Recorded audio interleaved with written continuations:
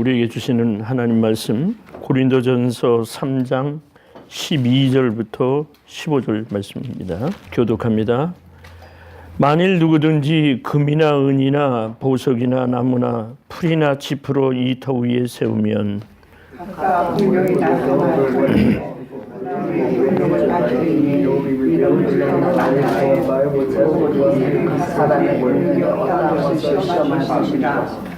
만일 누구든지 그 위에 세운 공력이 그대로 있으면 상을 받고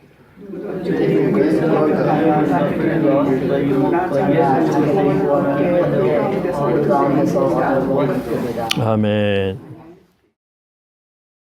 여러분, 오늘 좋은 교회를 만들자, 좋은 교회가 되려면 어떻게 해야 되냐, 그 조건이 무엇인가를 오늘 생각해 보기는 말씀이에요.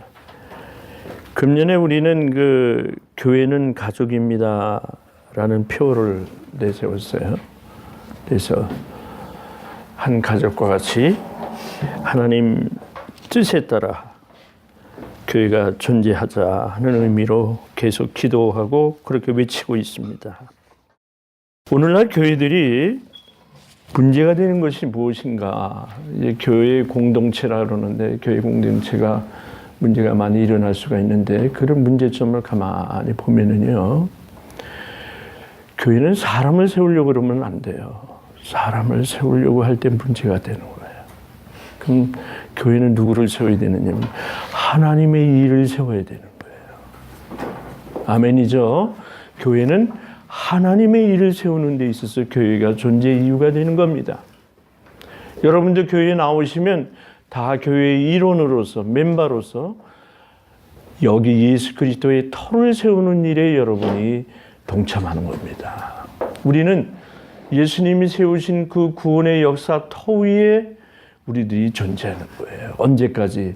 주님 오셔서 이 세상에 심판하실 때까지 우리는 이 세상에 교회라는 이름으로 모이게 되는 겁니다. 여기는 예배를 드리는 곳이요, 여기는 하나님의 말씀을 공부하는 곳이요, 또 그대로 실행하기 위해서 훈련받는 곳이 바로 교회인 겁니다. 여기 어느 한 사람이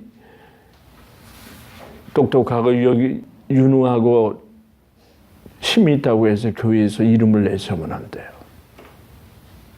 절대 안 됩니다. 그래서 그런 교회는 오래가지 못해요. 교회는 오직 예수 그리스도의 그 정신으로 예수님만이 주인이 되시는 거예요. 그래서 고린도전서 3장을 보면은 바울이 좋은 교회의 일꾼이 되려면 어떻게 해야 되느냐, 그리스도의 일꾼이단 말이죠. 그런데 그 고린도 교회도 초창기에는 세상에 속한 사람들이 참 많았어요. 밥을 못 먹이고 저주로서 바울이 나는 너에게 밥을 먹인다, 식사를 제공한다, 그렇게 얘기를 했습니다. 감당치 못하기 때문에, 영적인 싸움을 감당하지 못하기 때문에 그 교회에 이제 젖을 먹이는 심정으로 바울은 아주 세심하게 교회를 인도했다는 거예요. 교회 안에 시기와 분쟁이 있단 말이죠. 그래서 편결이기를 좋아해요. 여기 아볼로라고 하는 사람이 나오는데 어떤 사람은 나는 바울 편에 나는 속하고 어떤 사람은 나는 아볼로 편에 선다. 아니다, 그런 말이에요. 아볼로는 무엇이고 바울은 무엇이냐? 저희들은 하나님께서 각각 주신 대로 너희로 하여금 믿게 한 사역자들이다, 일꾼이들이다. 그래서 바울은 심었고 아볼로는 물을 주었고 오직 하나님은 자라나게 하셨다. 저는 여러분, 누구 이름이 교회는 중요한 게 아니에요. 오직 자라게 하시는 분은 한 하나님 뿐이라. 하나님 안에 우리들은 예수님의 구원 사역을 이루기 위해서 대대로 지금도 하나님의 일을 해나가는 우리들은 사명자라는 거예요. 일꾼이라는 거예요. 워커라는 거예요. 하나님 교회를 위한 우리 워커라는 거예요. 이 일을 우리가 똑바로 알아야 되겠습니다. 심는 사람과 물 주는 사람이 하나로 돼 각각 자기가 일한 대로 상을 받는다. 그러면 바울은 바울의 상을 받았고 아볼로는 가르치고 그 가르침에 따라서 수고한 대로 하나님 앞에서 상을 받았다 이런 얘기예요. 그래서 하나님의 은혜에 따라서 예수 그리스도의 터를 심었다. 터를 닦았다. 그리스도의 터다. 하나님의 밭이라 너희는 개인으로 보면은 여러분이 하나님의 성전이라는 거예요. 하나님의 성전인 사람들이 모여서 이렇게 구체적으로 모여서 우리들이 예배를 드리고 이제 교회의 활동을 하는 것. 여기도 성전이라는 거예요. 그럼 각자의 성전들이 모여서 하나의 교회를 이룬다는 거죠. 그게 하나님의 일이라는 거죠. 그런데 오늘 본문의 말씀대로 보자면은 다 우리는 하나님의 밭이고 하나님의 집인데 은혜를 따라서 여기 예수 그리스도께서 이 교회의 터를 세우셨는데 이제 장차 심판이 올 때에 이 닦아둔 것을 보면은 그 공력대로 업적대로 이제는 심판을 받게 된다. 불의 심판을 우리가 다 지나가게 돼요. 만약에 불이 그 우리의 공력을 태울 때에 여기 보니까 금으로 은으로 보석으로 지은 사람이 있단 말이에요. 또 나무나 풀이나 짚으로 이 터 위에 각자가 지었다. 금 같은 믿음을 가진 분이 있고 보석 같은 믿음을 가진 분이 있고 나무 같은 믿음을 가진 분이 있고 짚과 같은 믿음을 가진 이들이 장차 예수 오실 때 심판의 불이 우리를 거슬러 가면은 불 가운데로 지나가면은 나무나 풀이나 이거는 다 타버린다는 거죠. 그럼 남는 건 뭐냐? 금과 같은 믿음, 보석 같은 믿음, 은 같은 믿음. 오히려 금 같은 거는 불이 지나가면 더 단단해져요.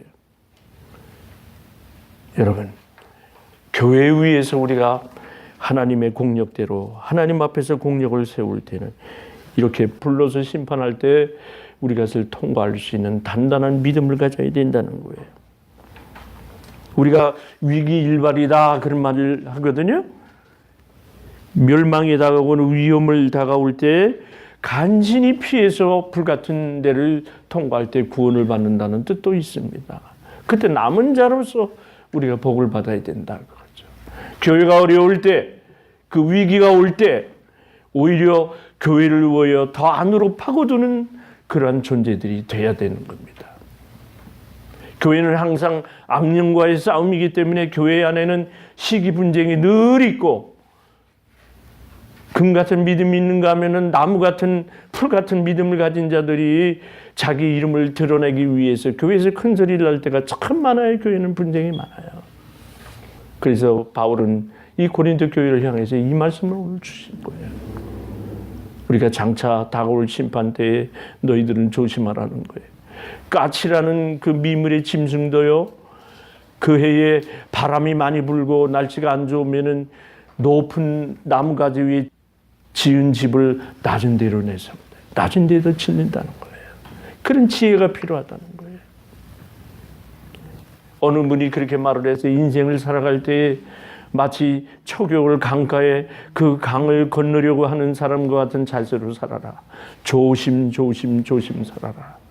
여러분 냇가 건너보셨어요? 겨울날? 겨울날 아주 영하 15도, 17도 내려가는 그런 겨울은 안심하고 그 얼음 위를 걸을 수 있지만은 초겨울 같은 데는 그렇게 얼음이 단단하지 못할 때 저 냇가를 건널 때 여러분 발이 자복자복 들어가지는 않아요. 깨질까 안 깨질까 한 발 내딛고 한 발 내딛고 그것이 겨울의 얼음판과 같은 이 세상을 살아가는 여러분의 지혜라는 거예요. 그렇게 살라는 거예요. 하나님의 말씀을 듣고 나아갈 때 한 걸음 걸음을 주님의 이름으로 진리 가운데서 살아가는 거예요. 그렇게 할 때 금 같은 믿음을 여러분이 교회 안에서 가질 수 있다는 겁니다. 심판을 두려워해야 됩니다. 장차 준비를 해야 됩니다. 우리들은. 그럴 때 우리는 금 같은 믿음을 가지고 나가라는 거죠. 공력이라는 거 불이 오면은 그 업적을 한번 태워본다는 거예요.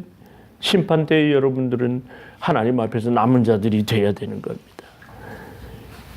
그런데 나는 심었고 아볼로는 물을 주었다. 그 8절, 6절 말씀에 나오는데 하나님은 자라나게 하신다는 뜻이 있어요. 여러분이 교회 안에서의 신앙을 자라나게 하신다는 것은 자라게 하시는 중이다 그런 뜻입니다. 진행형으로 이 본문을 해석을 해요. 여러분 교회에 오셔서 훈련을 받고 이제 여러분들이 사역의 이름에 따라 교회 일을 구분하기 위해서 교회 일꾼으로서 집사가 되고 권사가 되고 나중에 장로님이 되고 이런 그 일의 순서에 따라서 여러분들이 그 업적에 따라서 교회는 이름을 붙여줍니다. 그리고 그 중요도에 따라서 교회 일을 세워나갑니다. 여러분이 교회 예배를 드리기 위해서 이렇게 일찍 나오셔서 책상을 정리하고 비품을 정리하고 강단을 만들고 이렇게 해서 참 아름다운 환경에서 공경하는 하나님 앞에 온전한 예배를 드리기 위해서 준비하는 이런 행위 하나가 이미 교회에 오면은 여러분은 교회 문턱을 밟을 때부터는 여기는 성령이 계신 곳이요 성전이라는 것 말이에요. 성전이라는 곳입니다.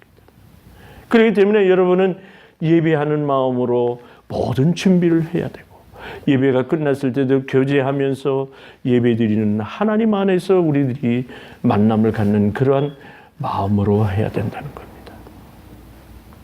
교회는요 외향적으로 나가야 돼요. 우리들을 모여서 예배를 드리지만은 저는 우리 장로님들께서 기도하실 때 그 기도문을 보면은 참 바람직한 기도다. 늘 그렇게 아멘으로 은혜를 받습니다. 왜냐하면은 우리가 속한 교회, 우리끼리의 교회가 아니라는 거예요. 만방의 교회라는 거예요. 온 세상의 교회라는 거예요, 교회는. 그래서 이 마지막 때에 지금 우리들이 나아갈 추구할 방향은 뭐냐면은 결과적으로 선교라는 거예요. 하나님의 말씀이 땅끝까지 선포되기 위해서 대지상의 명령을 우리 예수님이 주고 가셨어요. 잠시 떠나셨어요. 하나님 보좌 우편에 계시다가 다시금 때가 되면은 이 세상을 심판하려 오실 때에 주님이 맡은 대로 너희들은 가서 제자를 삼아 하나님의 나라가 확대되도록 그 일을 교회가 감당하라는 거예요. 그런 의식을 가지라는 거예요. 내가 구원받았으니 나와 우리 교회 가족만 구원받아서 우리끼리만 잘 살면 된다는 게 아니라는 거예요. 우리가 선교를 할 때 헌금을 보내고 사람을 보내고 우리 기도를 하나님 앞에 올려드립니다. 이게 선교라는 거예요. 그렇다면 이 시대는 교회가 나갈 방향은 선교하는 방향으로 가야 되는 겁니다. 문을 활짝 열고 나가야 되는 거예요.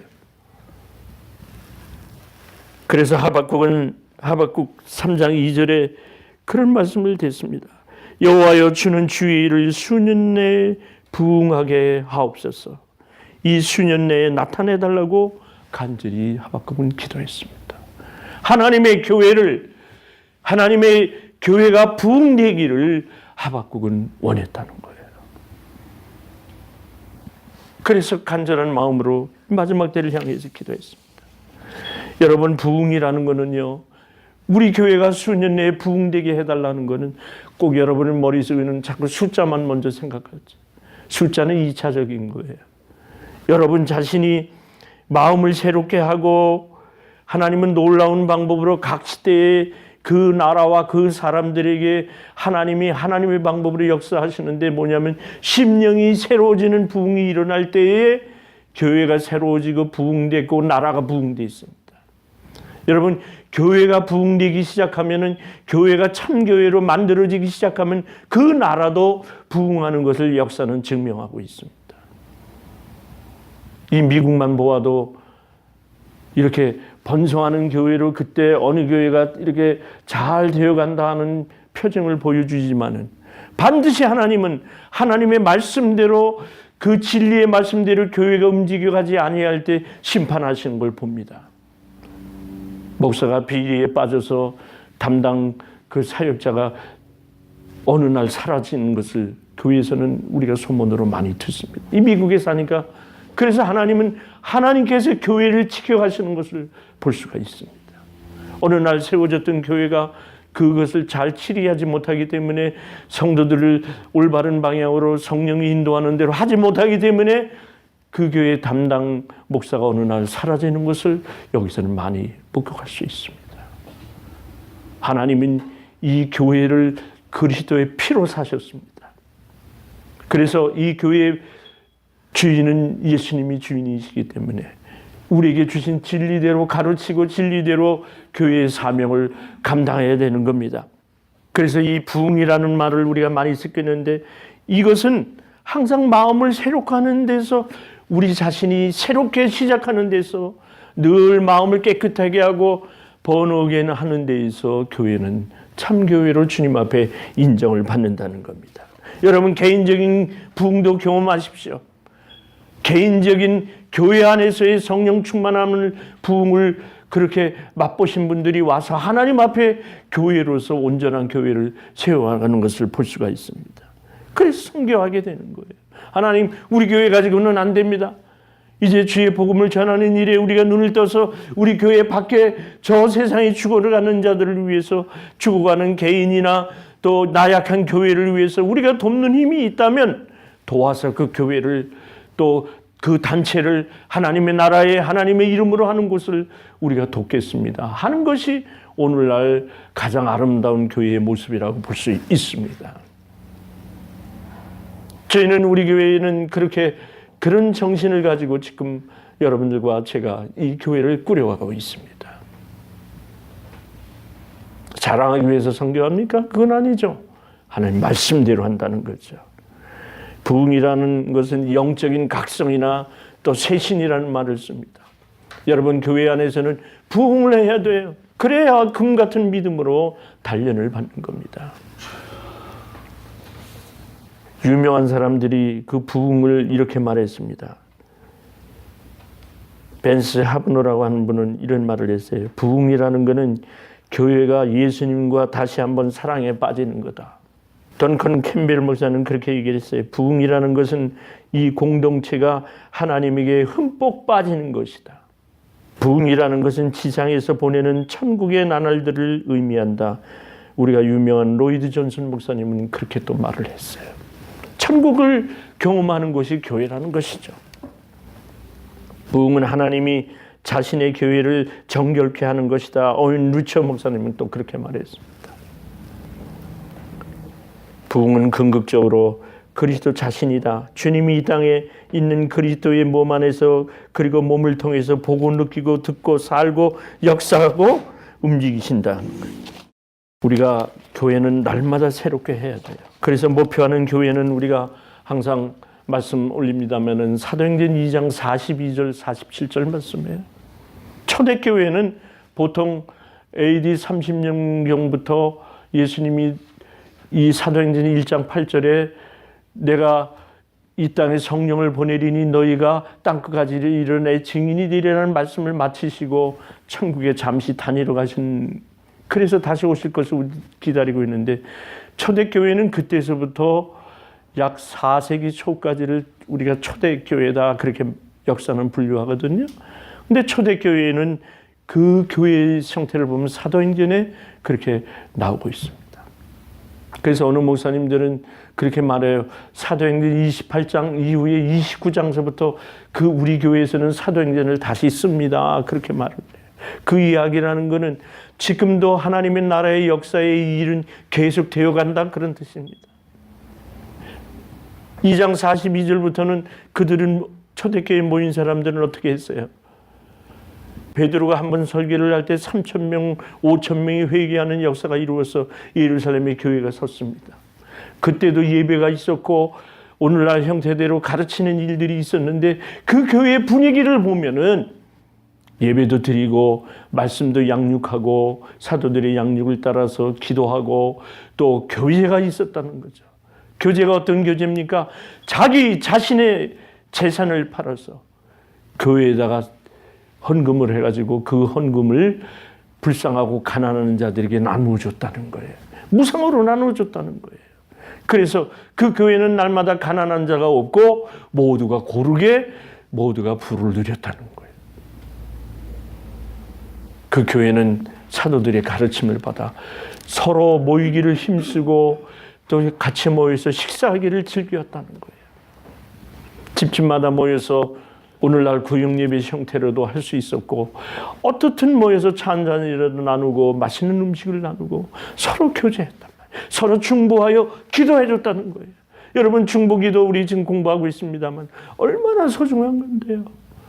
우리가 드리는 이 중보기도를 주님이 들으시고 만일에 그 중보기도를 받는 자가 합당하지 아니하면 드리는 그 기도가 드리는 사람에게 다시 간다는 것이 성경에 그렇게 쓰여 있습니다. 기도는 노동이기 때문에 노동의 대가가 그 사람이 받든지 아니면 기도하는 자에게 돌아오든지 기도는 땅에 떨어지는 법이 없다는 겁니다. 하나님께 기도 드리는 것은 다 열매가 있어서 그 보람을 갖는다는 거예요. 그래서 중보기도 하라는 거예요. 여러분, 남에게 나눠주고 또 남에게 중보하여 기도하고 베풀 때에 하나님은 배로 돌아오게 하신다는 거예요. 저는 며칠 전 유튜브에서 너무나 감동적인 짧은 스토리를 봤습니다. 얘기하지 않을 수가 없습니다. 어느 나이가 많으신 60이 넘으신 분인데 이분은 하반신 마비가 된 분이에요. 근데 조그만 추록을 하나 몰고 다니면서 그거를 공장에 가서 개조를 해가지고 하반신 없이 손으로 기압 변속을 하고 손으로 운전을 하고 다니면서 매일같이 이분은 그 페이지를 모으러 다녀요. 재활용 종이를 모으러 다니고 그 가는 코스가 있습니다. 그래서 왜 차에서 못 내려오는가 했더니 그냥 차에 뭐 간신히 다리가 달리긴 했지만 힘이 없으니까 그 앉아서 하루 종일 일을 합니다. 그래가지고 그 고물상에 가서 팔아서 저축을 하는데 하루는 1,000원이 들어올 때도 있고 어떤 날은 10,000원이 들어올 때도 있답니다. 이걸 꼬박꼬박 정리를 해가지고 연말에 이 돈을 어떻게 쓰느냐면은 연말에 하반신이 마비된 어린이들을 위해서 그 기관에다가 150만씩을 1년에 150만 원을 헌금을 한답니다. 근데 그분이 인터뷰를 하는데 이런 말을 했어요. 내게 있는 것을 이렇게 사랑으로 줄 때 자기에게는 그거 이상으로 보상이 오는 것을 경험한다고 그래요. 첫째, 마음의 보상이 있을 거 아닙니까? 그 다음에 실제적으로도 자기에게 건강이 오고 자기에게 살아가는 기쁨을 누리게 한다는 것. 여러분, 많은 그 사업가들은 그렇게 말을 해요. 번 돈을 사회에 내놓기를 좋아해. 특히 미국 땅은 더합니다. 물론 세금도 공제해 주지만 그러나 세금 공제 이전에 자기가 먹고 살 정도 외에는 전부 사회 기탁을 해요. 그래서 위대하다는 거예요, 미국이. 제가 이 설교할 때마다 자꾸 미국 얘기를 하는데 이 미국의 내용을 이렇게 역사를 보거나 여기도 피해 역사거든요. 미국도 민주주의가 그날 그냥 된 게 아니거든요. 근데 그걸 공부할 때마다 감탄을 하는 거예요. 그런데 문제가 아니라 그 의미는 뭐냐면 지금도 미국이 영향력을 행사하고 앞으로도 더 영향력을 행사할 줄로 믿습니다. 정치적인 계략으로만 얘기하는 거 아니에요. 실제적으로 가치관이 그렇게 만들어져 있고 교회마다 이 젊은이들을 키워내고 그래서 저희도 우리 장로님이 수고하시지만 너무 감사한 거예요. 우리 젊은이들, 우리보다도 젊은이들을 장차 꿈을 갖게 하고 바른 가치관을 심어주고 그러고 해서 성경 공부를 가르쳐주는 거예요. 어디서부터 나와요? 성경 외에는 없어요. 금 같은 믿음, 은 같은 믿음, 여기에 보석 같은 믿음을 지금부터 심어준다는 거예요. 그 교회가 가장 아름다운 교회로 믿습니다. 하나님, 이 교회를 수년 내에 부흥하게 하여 주옵소서. 우리 교회는 이 기도를 해야 됩니다. 하나님, 우리 교회가 더 많은 선교를 감당하게 해 주시옵소서. 자, 보세요. 초대교회가 그런 아름다운 이웃을 돌보며 서로 교제를 할 때, 중보하여 기도할 때 많은 사람들이 그 교회를 보면서 칭찬했다고 그랬어요. 칭찬을 하고 칭송을 받으니 하나님이 믿는 자를 날마다 더하여 주시니라 그랬습니다. 사랑하는 여러분, 우리 교회가 그러한 교회가 되어지기를 주의 이름으로 축원합니다.